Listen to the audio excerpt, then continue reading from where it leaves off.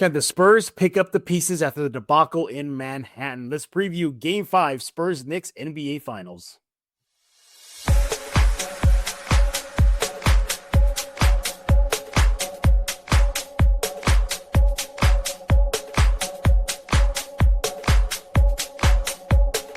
Happy Spurs Day, everybody. Welcome back to the episode of Spurs in Focus right here on YouTube, iTunes, Spotify, Amazon Podcast. The list goes on and on. Don't forget to check us out on the Substack. You want to go to Spurs in Focus on Substack, go subscribe. It is completely free. If it sounds a little exasperated right now, is because I'm still trying to deal with picking up the pieces with the debacle in Manhattan. I am Jeff Garcia, longtime Spurs writer in San Antonio. And thank you for making Spurs in Focus your first and only spot for all things San Antonio Spurs. Seriously, you want to come here first each and every time. You need to talk Spurs, catch up with the latest and what's going on with the Silver Black and so much more. By the way, I hope you're doing okay. I hope you're kind of coming off the edge already because Game 5 is tomorrow. We're going to preview tomorrow's game, but a lot of Spurs fans are still hurting, including myself and our guest, about what happened in Manhattan Game 4. I mean, the massive collapse. By now, you already heard about it. We're going to briefly talk about that. We're going to look at Game 5. What, if anything, can Mitch Johnson and the Spurs do to make this at least go to Game 6? What are things we're going to be watching for? What are some keys to a Spurs win? What are the predictions? What is Vegas talking about right now? Who are they picking as the favorite in Game 5? So much more. Let's go to bring in our guest, everybody. He is back to close out the week here at Spurs in Focus, Mr. Rudy Campos. He is with the Sports Answer. He is on X at the Sports Answer. And Rudy, I hope you're finally breathing in, because I'll let you know right now, buddy, I'm not. I'm still kind of like dazed right now. Like, what just happened? Even though it's been days since the Game 4 debacle. What are we talking about? Was there a basketball game that happened? Supposedly the Spurs played only half of basketball. Seriously. Man, Rudy. Well, you know, Rudy, let's look back briefly about that. You had a couple of days now that, you know, the dust is settling already. You got no choice. You have to move on and look forward to Game 5. Any new thoughts that have popped up since the catastrophe in Manhattan? Since we've gone live and everything that happened, I've been able to go back, review a lot of game film. I've been able to see a lot of different angles, a lot of different plays happen. And I remember a question you asked me was, how much do you put on Mitch? And I was like, it's on Mitch, but I didn't put a whole lot. I think I put a lot more after seeing everything on Mitch Johnson and the coaching staff than I do everything else now.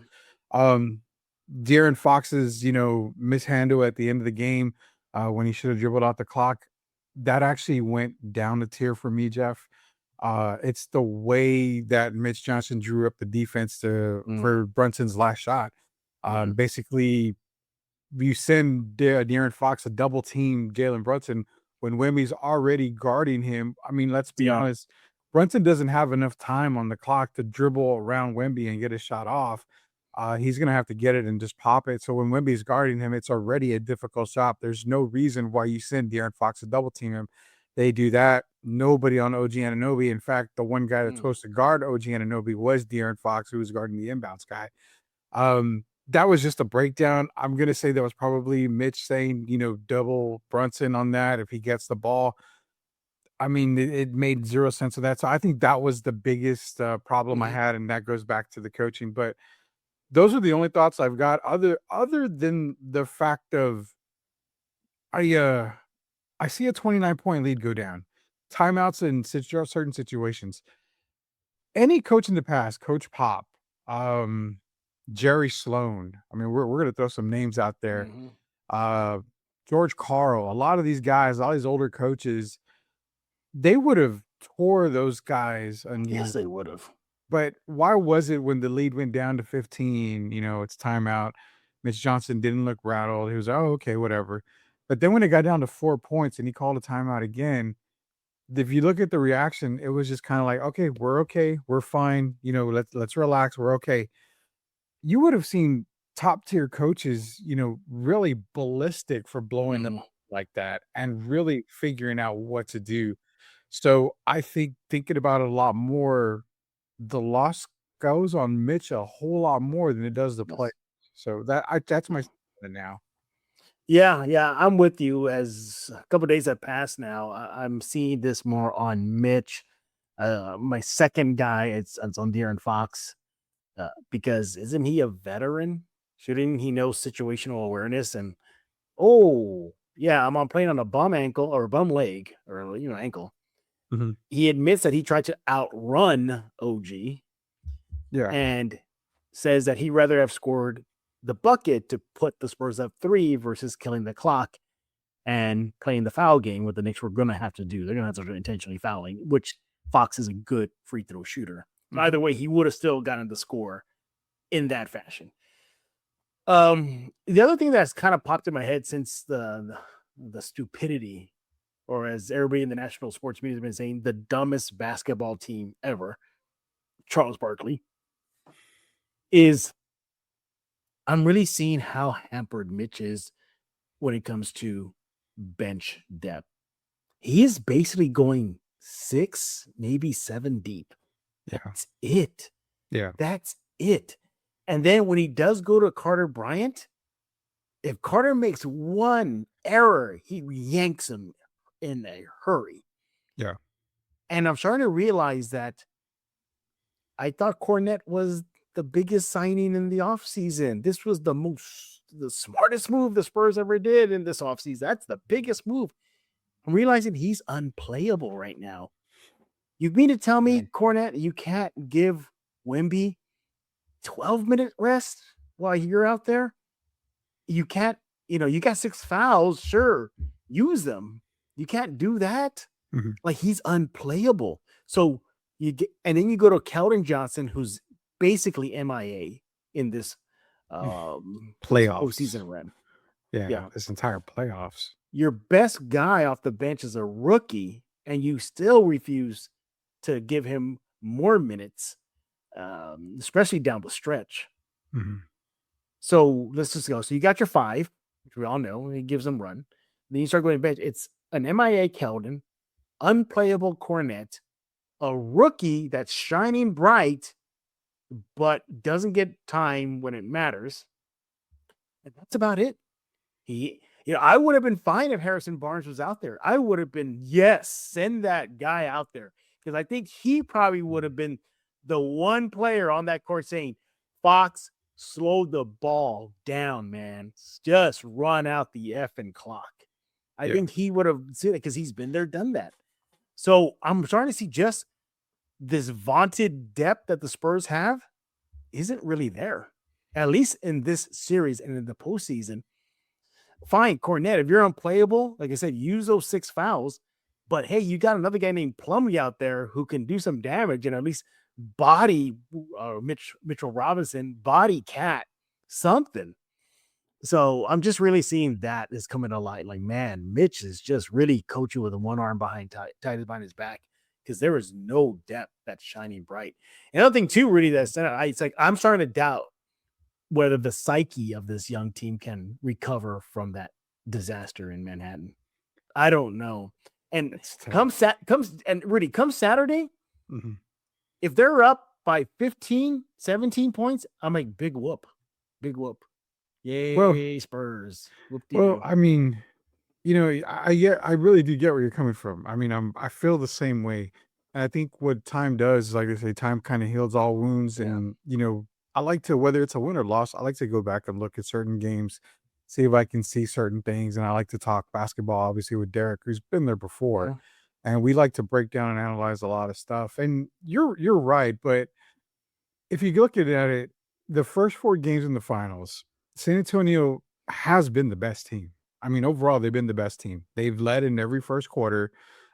They've led actually in every game. They've led in the fourth quarter down to like the 4 or 5 minute mark. So consider clutch time. They've blown three of those 4 leads. So Yeah. it's it's not saying that, the inexperience is coming in. It's not saying that. I think it comes down to coaching 101.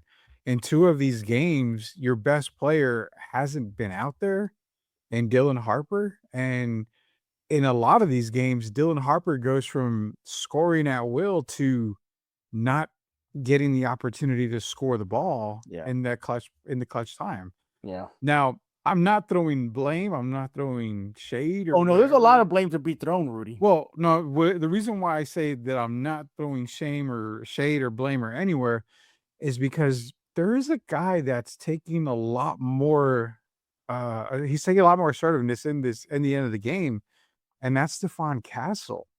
Hmm. And yeah, Steph can get it done, but shouldn't we be able to maybe get Dylan a little bit more involved in that situation? They are collapsing on Stephon Castle a lot Yeah. more in that winning time. I think giving Dylan Harper the opportunity to be in Steph's shoes, maybe having all three guards in there at one time, I Mhm. think spells disaster for the Knicks, Mhm. especially in closing time. But Yeah. giving Dylan Harper the opportunity to be a closer, that should have been done already 2 of these 4 games, and I don't get why he's not out there. And then the other fact is that they said, well, Harper was in there, he was bringing in the ball, and he had to get over Cat. That's a coaching mistake, not Harper bringing in the ball. Why are you lobbing it to Stephon Castle Yeah. when you have a 7'5" guy that outjumps everybody?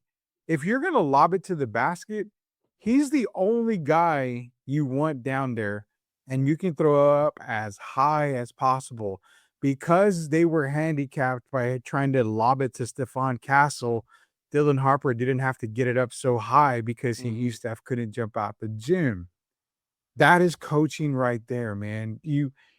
I don't know if and I get it, Mitch probably wanted to use Wemby as a distraction, Yeah. to kind of free up Castle, which he did, but you got Cat on ball, man. I mean, and then at that, you have Dylan Harper throwing it over Cat, trying to get it to Stephon Castle. It just doesn't work like that. I didn't like a rookie doing the inbound pass. I had an issue with that. Mhm. I thought he could have, somebody else, but look, it is what it is. It's You can't turn back it's time. you can't turn back time, and forever. This one thing for sure is forever the Spurs will now have their names etched in the most dubious thing in NBA sports history as relinquishing a 29 freaking point lead, and just they showed no resistance in the second half. If they just put a halt to one of the think about it. Do you ever seen the runs that the Knicks did?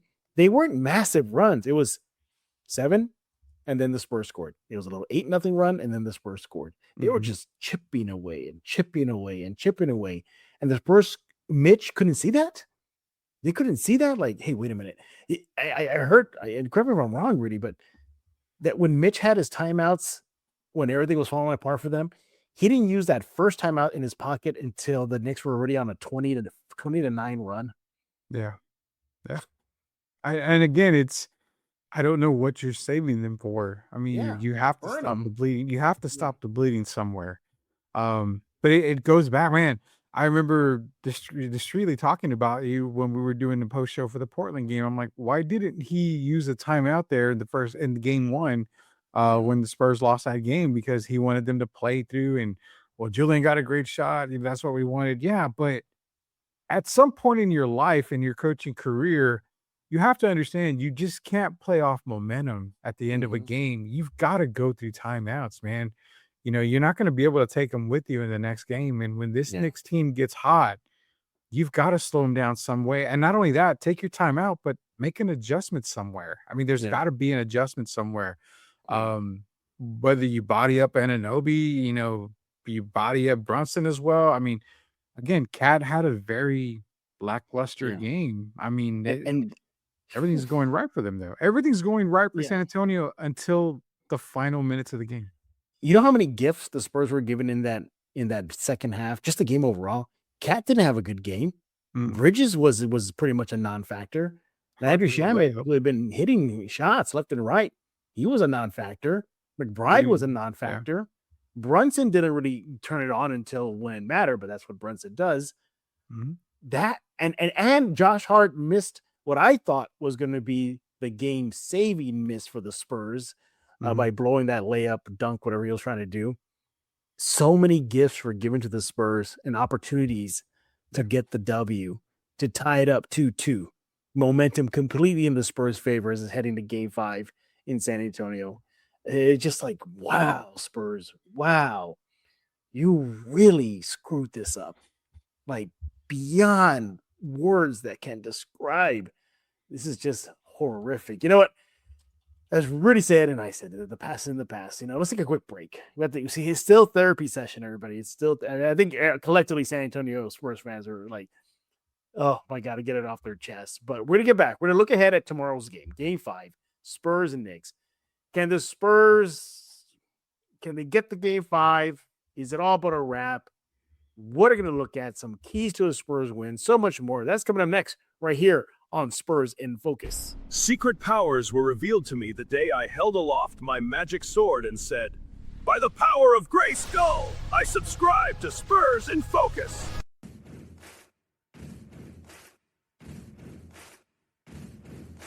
And we are back right here on Spurs in Focus. Now we're going to be looking ahead at Game 5 tomorrow night. He is Mr. Rudy Campos. He is on X at The Sports Answer. Follow me on X at Jeff G Spurs Zone. All right, Rudy, let me give you my keys to a Spurs win. Mhm. And I'll put them on the screen here. And the first one is you got to forget about the debacle. You cannot let that be lingering.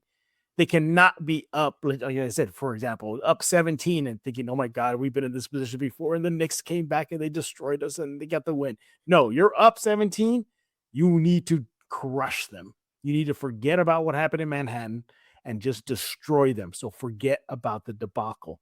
Number 2, I need all hands on deck. I know Mitch is not really going deep in his rotation, but Keldon, if you want to salvage what you've been doing or not been doing this postseason, show up tonight.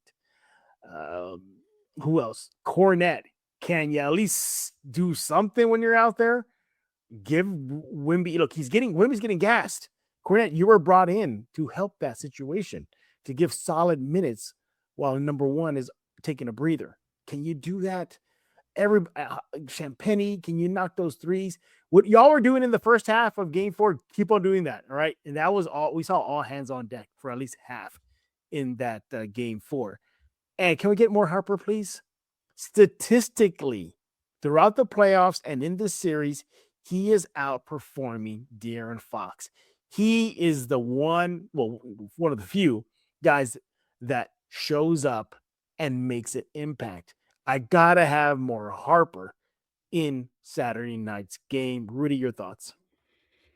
Yeah, I mean, number one, obviously, you forget about the miracle on 34th is what they're calling The it. Knicks, yeah.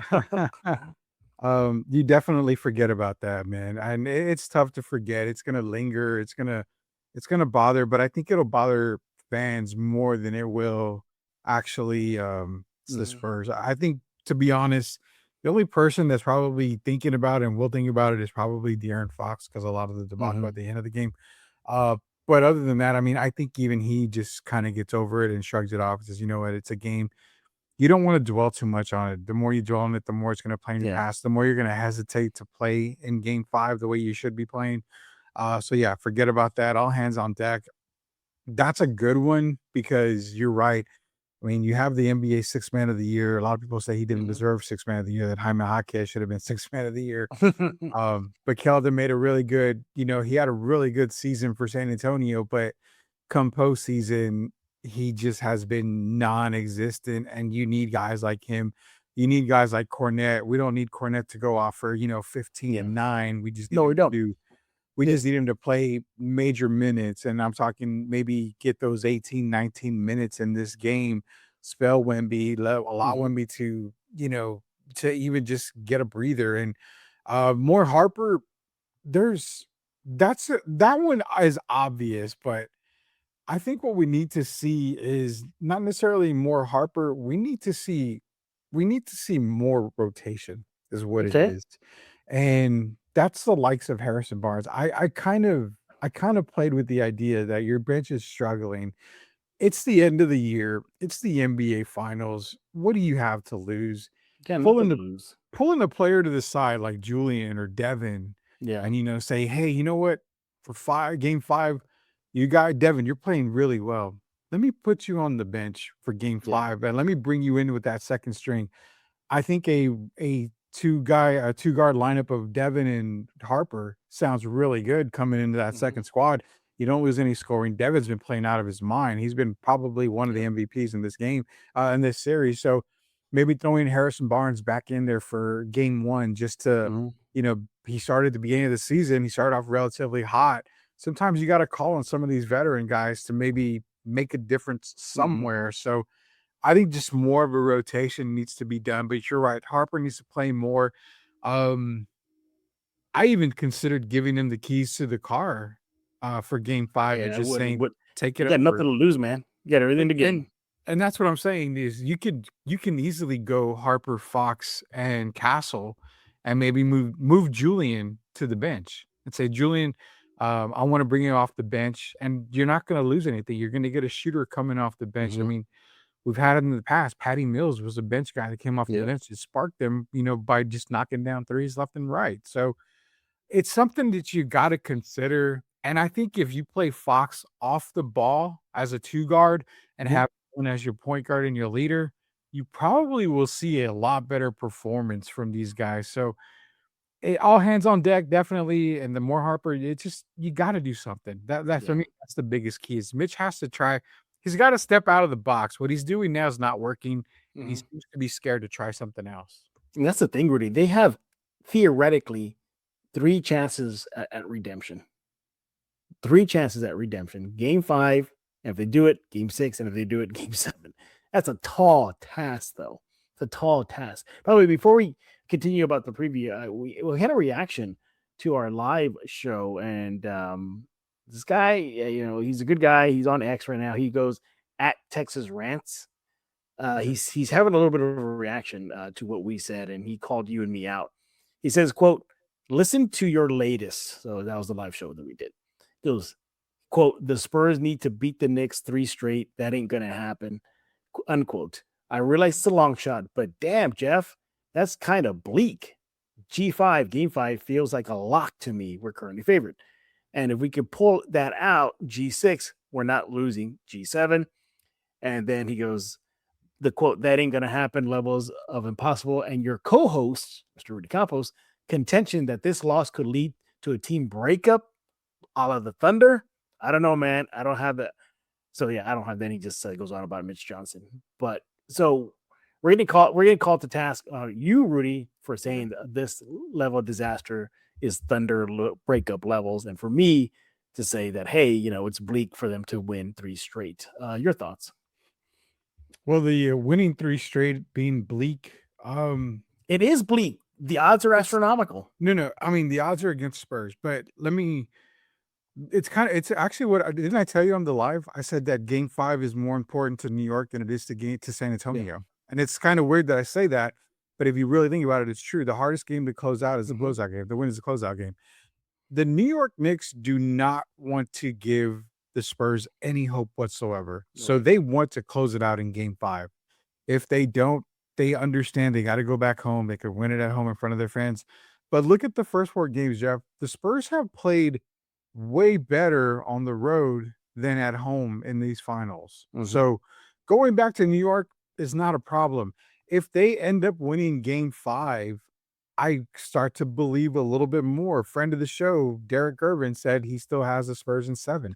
That the Spurs are the best team in this final still. They've shown why. They just haven't been able to close the game. So, see, that to me, that's not a best team, though. A best team would close out the game.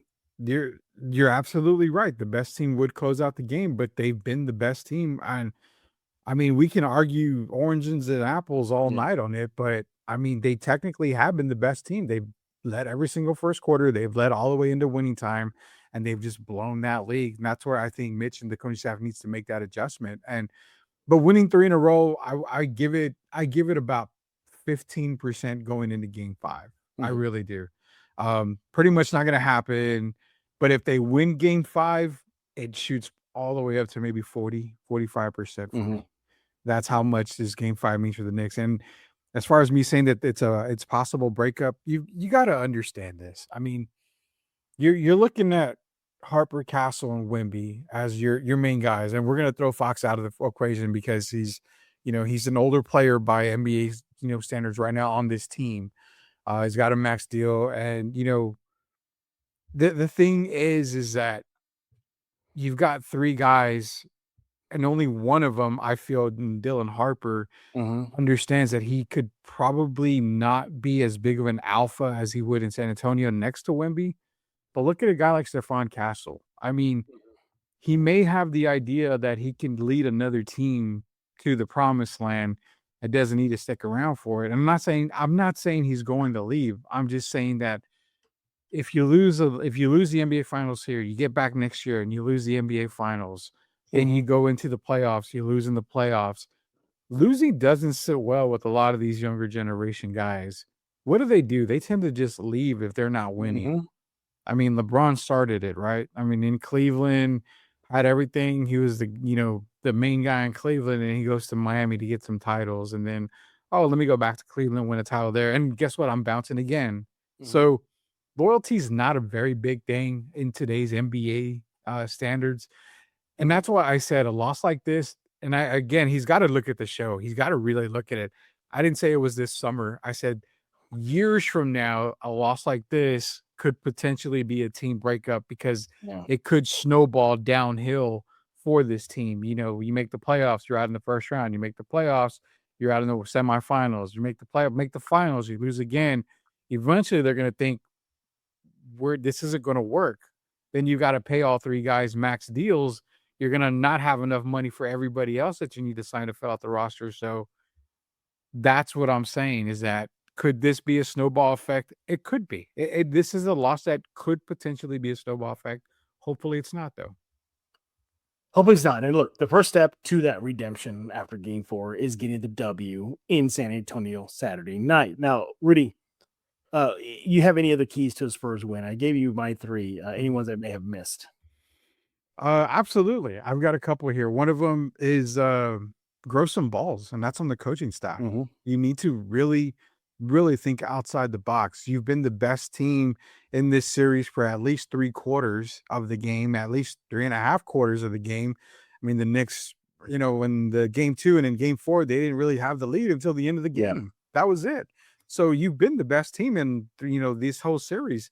You got to grow some balls. You got to try something different. This, 7 guy rotation, 8 guy rotation doesn't seem to work. When you get Carter Bryant out there, he's a freaking rookie, man. He's going to make more mistakes than, Yeah. not. So you've got to either accept the fact or just leave him on the bench and get another veteran guy out there.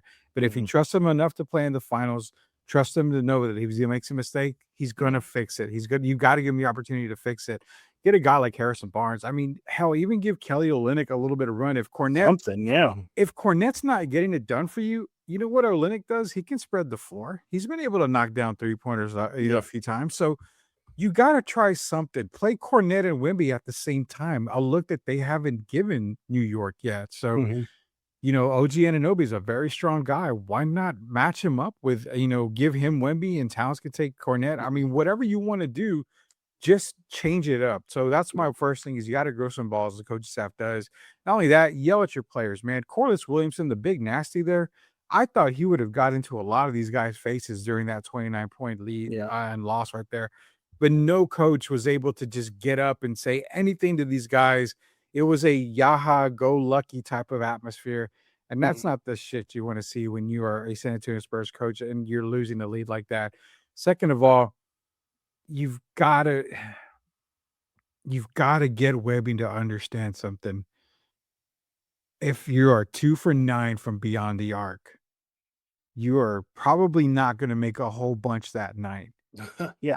You have to understand you were 9 for 25, I believe, in game 5. I mean, if you want to be labeled as generational, and I've said it on Spurs in Focus before, I've said it on And your show too.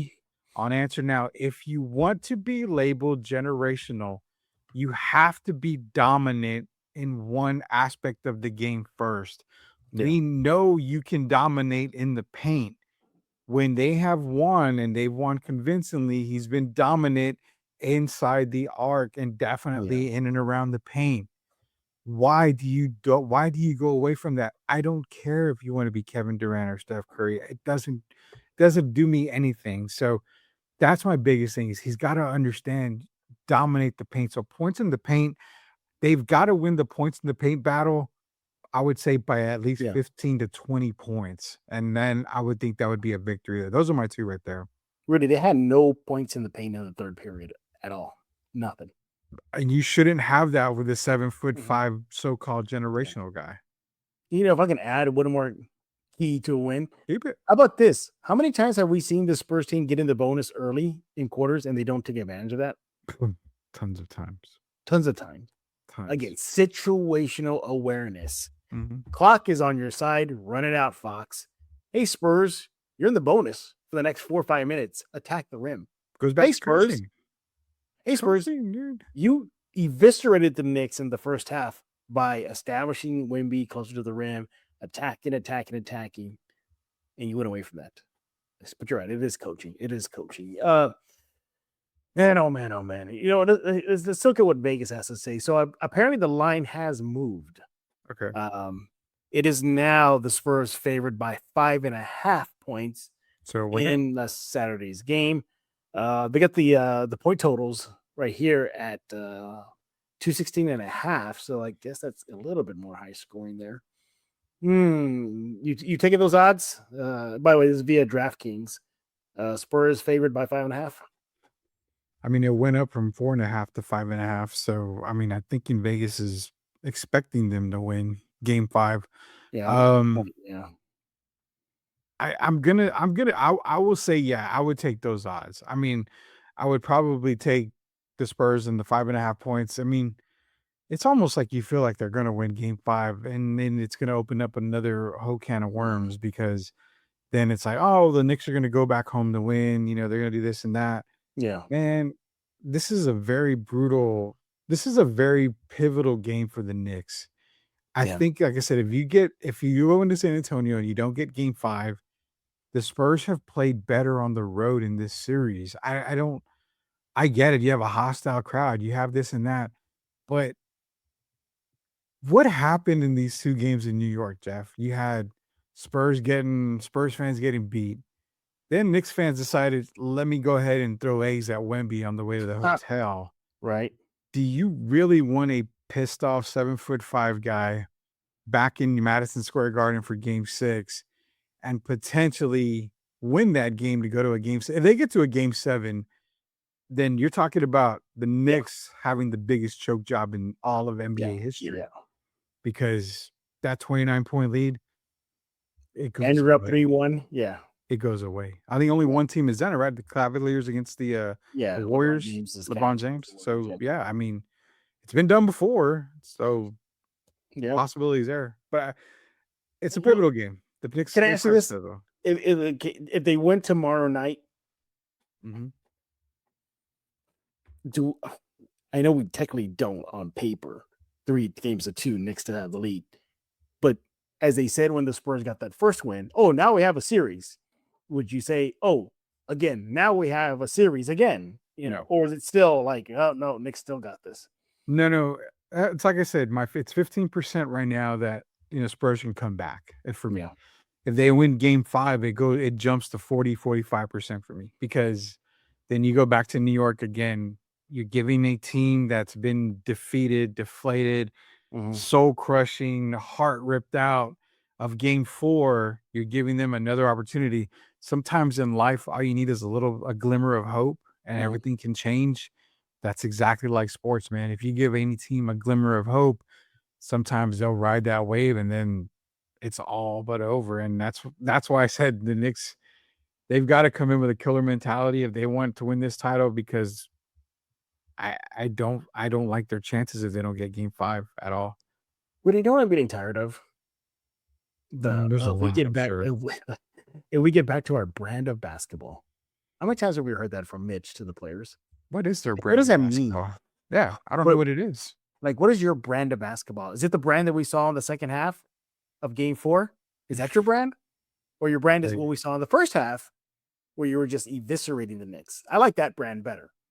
Well, they were knocking down their 3-point shot. They were knocking down their threes. If the Spurs knock down their outside shots, they're all virtually unbeatable. Yeah. Yeah. And if the shots aren't falling, because I know you teams can be red hot the way they were to start, go establish your big man. And they didn't do that. Again, Yeah. I think it's gonna look if the Spurs end up losing the series, which all signs are pointing to yes as of now. I don't. I think it'll be a long time for me personally. I can recover from this, from the how they lost the series because of Game 4. Well, I the don't. World Cup. I don't want them to go out as chumps. Can we at least push a Game 6?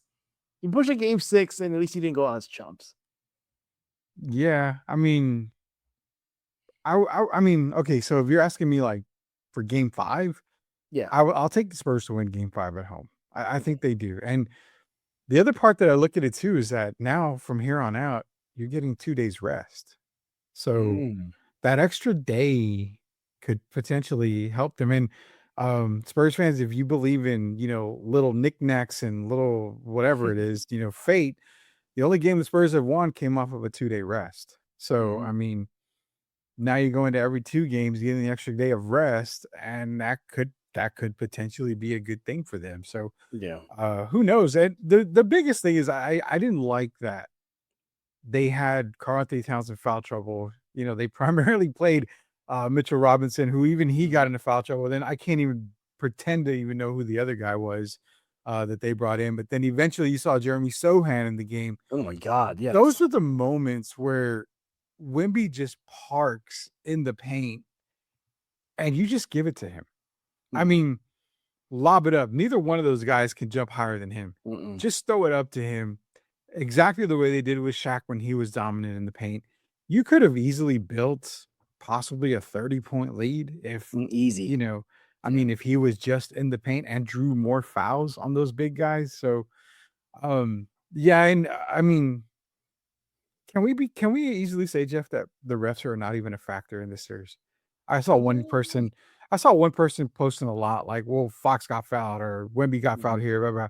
You know what? Both teams are playing, dude. The refs are letting both teams play. They're not a factor. So I don't really hear any more referee talk from anybody. Yeah, and know what else I don't want to hear and see on tomorrow night's game? I don't want to see Wemby going at the mouth as he did. Hey, one more, he's suspended. Period. Well, that too. Well, when I'm talking about talking trash, if he's not going to. Oh, trash talk. Yeah. I don't need to see any of that at all from this. And I know Harper likes to yap, and Castle likes to yap, and Wemby likes to yap, but can we just focus on the game and get the W? It's about social media, Jeff. If you can get those viral moments, you're getting paid for viral moments these days. And I mean, whether it be on a dumbass podcast or whether it be on the NBA basketball court, if you get a viral moment, you're getting paid. And these guys, this is their generation, dude. It's they want those moments. They want to flex. My lawn. Yeah, they want to flex. And I agree with you. Just score a basket, get back down the court, play defense. Exactly, Julian. I don't need that shit right there. I mean, shoot a 3, knock it down. Who cares what the fans say? Who cares what anybody says? Get back down the court, get ready to play defense. Your only win, you guys walked in business-like. And I need business like. Thank you. That's a good way to say it. I need business. By the way, I didn't realize in this photo he's grabbing his junk. Ah, well, thank God. I didn't realize that. This isn't a full kids show. Then this is not not even Disney. Disney shows a lot of stuff. You probably don't need to say anymore. Yeah, exactly. Yeah, if you saw She-Hulk, for example, they showed the a lot of sexual innuendo in that show. Yeah. But yeah, you know what? I'm gonna take those odds. I think the Spurs do get the win. I actually don't think it'll be Spurs by 5.5 or 6, whatever it is. I think it'll be a lot closer. I think we have another drag out knockout fight again. Because the way all these games are going, it's coming down to the last possessions. I would take Knicks in the points. I take the Spurs to win, but I take Knicks in the points. I think it's gonna be. You take the Knicks in the points. Why don't you do that? Because I'm getting 5 points, right? You're getting 5 points, yeah. Yeah. So I mean, I figured the Spurs are gonna win by 3 or 4. Oh, I see what you're saying. So you're gonna. I get you. I'm sorry. I understand. Yeah. No, I mean the Spurs won't cover the 5. Yeah. I don't think the. Okay. Yes, they won't cover the 5. In other words, they won't win by 6 points. Is what it is. I mean, it's going to be a 3 or 4 point win. So, I think Vegas knows what it's doing. Spurs are going to win big. They're going to win big. I don't know about that. All right. Well, there's your quick Spurs-Knicks Game 5 preview. But I want to end on this note. So, there's been a lot of talk among Spurs fans, the country, really, the world, about how the Spurs and Spurs fans are being treated in New York City in the last 2 games, from Spurs fans getting assaulted in the streets of New York City to the Spurs getting harassed verbally And after game assaulted. 4 and assaulted. Apparently A's are being thrown at Victor Wembanyama. I think one connected too. So there's a lot of just bad news coming out of New York City. So ahead of game 5, the Bexar County Sheriff offices did announce that because of what was happening in New York City, they don't want that to happen in San Antonio. So they made this announcement regarding what they're going to do to pretty much protect / keep safe the visiting Knicks players. So I'm going to play it for you. It's going to be right down the middle here. So just forgive us for that. But I just want to play it real quickly for y'all so y'all can take a listen. With that being said, we're doing some things differently here than what I've seen done in New York, what I have seen done in New York. For example, with regard to the Knicks, here we are actually escorting the Knicks from where they're staying to the facility and then back at the night along with their family members as well. So, it's a lot of preparation that goes into that, a lot of logistics that go into that, but it's something that we feel is necessary to do to maintain not just public safety, but in the interest of these folks that are just coming here to play a game. They're professional athletes. We are going above and beyond doing that. I really, looking at what was done, I really wish more effort had been put out in New York to do the same thing. But with that being said, we're going to do what San Antonio does. We're going to take care of our Spurs. We're going to take care of any opposing teams that come. And we're going to, we're going to roll out the red carpet for any Knicks fans that come out to the game. And hope that everybody's going to be mature adults and realize that, look, this is a game. At the end of the day, it is a game. There's nothing worth assaulting somebody, hurting somebody, and possibly picking up a criminal charge on just because of a game. And there you have it. That was the Bexar County Sheriff's Office in Salazar. Say with the Spurs, at least, I'm sorry, what they're going to do to take steps to protect the Knicks and apparently the family and players. I didn't realize it was that as well.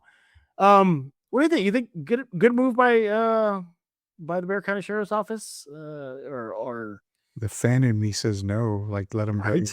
Like, did you not see New York? What happened there? I mean, they've been doing that. In fact, they do that for every team, I think. Yeah, Every they do. team. Yeah, Yeah, I don't every know why he decided to make an announcement when they already been doing well, it, but it's because he saw what happened in New York and he wanted to make San Antonio, pull my chest out. Well, this is what we do here in San Antonio, yeah, which we do at every single game. I mean, they protect every single team here. So, um, it, it's not so much that I was worried about the players and the family members. It's the Knick fans that yeah, I was talking about when we talked in the show yeah, the other night. If the Knicks win, whether they win or lose, I've said there's probably retaliation. I'm gonna stick to my guns on that and say yeah, as horrible as it sounds, I expect to have some issues at the Frost Bank. yeah. I expect some issues to probably be downtown. I mean, Mhm. I'll give you a heads up, Knicks fans, if you listen to this show, just be cautious and be careful because you may not have had any issues you may not have been a part of what happened in New York, but when you're roped into that city and to the team, And if you're wearing your jersey at the Frost around the streets, the chances of a jersey being ripped off, I think that is very high and yeah, very likely. I mean, yeah, it, it's social media driven, dude. yeah. That's all it is. That's all it is. So By the way, that video was courtesy of News 4 San Antonio. So I just want to make sure I make that clear. That was via News 4 San Antonio. I like at least the front facing message that it's sending to the city and to the Knicks fans. I do agree that, yeah, they are visitors. San Antonio is built on the hospitality industry. So I can get that point. But I am not going to be surprised if some ruckus happens at the Frost. We saw hints of it happening. There was a near fight between Spurs and Knicks fans. There was another near fight between Knicks and Spurs fans at the Frost. Nothing escalated, but I think based on what we saw in New York City, how the Spurs fans were being assaulted, and there was one guy had a bloody nose, and of course what the Knicks fans did to the players after Game 4 would not be surprised to that. I hope it doesn't at all. I want it to be smooth, calm. There's wrong with some friendly competition, talking smack, and all that stuff. But hey, So You know, let me ask you this, and this is a stupid question, but I have to ask it. what's up? Say the Knicks win Game 5. They obviously Yeah, are yeah. NBA world. They're obviously your NBA title winners. Yeah. Do you ask the fans to leave the arena before presenting that trophy? No. I'm asking this because you saw the players get belted in New York. If you have raucous Spurs fans in that arena, you know shit's gonna be flying down to that court. Yeah. So that's what I'm It's asking. Rudy to Like, take the bottle caps from everybody, so we're good. they don't take the bottle. I mean, Yeah, I'll take the bottle though. Yeah, exactly. people don't Uh, care if they walk in the Frostbite Center with their shoes and walk out without them. I Yeah. mean, I just have a bad feeling about Me Game too. 5. Yeah, or for me too is that let's just say the Knicks do win the title on Saturday. Mhm. They're going to go partying in San Antonio, and that can get dangerous. Obviously, Yeah. obviously, and Yeah. that's all I can tell you is hopefully nothing happens. Jeff and I are not saying, go be raucous and go do it. Yeah, exactly. We're not saying that. We're expecting it to happen, but we're hoping that it doesn't. So Exactly. that's all it comes down to. Well, your Spurs will try to extend the series to 6 tomorrow night at the Frost. Game 5, Spurs are down in the series 3-1, coming off the debacle in Manhattan in Game 4. Hopefully the Spurs can shake that off and get the W tomorrow night. Hey, we've been talking all show long. We got to hear from you. What are your thoughts about what happened in Game 4? Any lingering thoughts that just popped up since? What about Game 5? I gave you my keys to a Spurs win. Rudy did too. Let us know what you think. Rudy, talk to us about the answer. Yeah, so the sports answer brings you the Friday drive. It's on Fridays, and it's going to be myself and Derek Irvin tonight, actually. And Nice. we're going to be talking, obviously, about Game 5 coming up. We did after the San Antonio Spurs, New York Knicks. Talk to you about the miracle on 34th Street. That's probably going to be my The Knicks. Yeah. or the Knicks. Yeah. 29-point blown lead, and the other stuff we'll talk about obviously is going to be football. We had some football, NFL news come out that we Yeah. we'll be able to talk about tonight as well. But it's mainly going to be NBA basketball. The breakup talk that I mentioned is Mhm. probably going to come up. So for you fans out there that were wondering about it, the talk that I was talking about, we're breaking up with this the team here. It actually happened the morning of the Game 4 with me and Derek. So it wasn't anything that just I decided to blurt out. We talked about it, and we'll get more into that here. And again, it's not a guarantee, but we'll get more into that. Plus a whole lot of other stuff, man. So yeah, it's the Friday drive on Answer Now TV on YouTube and Box Score Studios on YouTube as well. There you go. There you go. Go follow Rudy right now on X at the Sports Answer. Check out his show and so much more. Rudy and I will be back tomorrow night after the game. Hopefully, we're talking about a Spurs W and a Game 6. But if we're not, might be putting a bow on the season. Hopefully, it's a Game 6 in New York City. So we'll be back live. And Rudy hates it when I'm late. When he waits for me in the studio and I can see his face, and I can say he's like, "Oh, where the hell is this guy?" But I will be on time. You know what it is? I get wrapped up in the post conversation because I have to see what they say. If they lose, I'm like, "Oh my god, what did y'all say?" I got it. But you can understand. Rudy, I will be there punctual after Game 5. Hey, shout out to all 1,000 people we had. Oh, yeah, that's right. We had 1,000 people. Yeah. Let's just break that. All right, let's break that Saturday night. Let's top 1,000 as we discuss Game 5 post-game live reaction right here. Spurs in Focus, and follow me on X at Jeff G Spurs Zone. Subscribe to Spurs in Focus wherever you get your favorite podcasts. You want to go to YouTube Music, YouTube itself, Amazon Podcasts. What else you got? Spotify. The list goes on Pocket Cast. Go subscribe ASAP. Also subscribe to the Substack, Spurs in Focus Substack. Google it. Hit the subscription button. You're part of the crew. Completely free. I don't charge at all. So go sign up right now. And thank you for making Spurs in Focus your first and only spot for all things San Antonio Spurs. This is a place you want to come to every single day. Well, maybe for a few more days. Spurs season is coming on.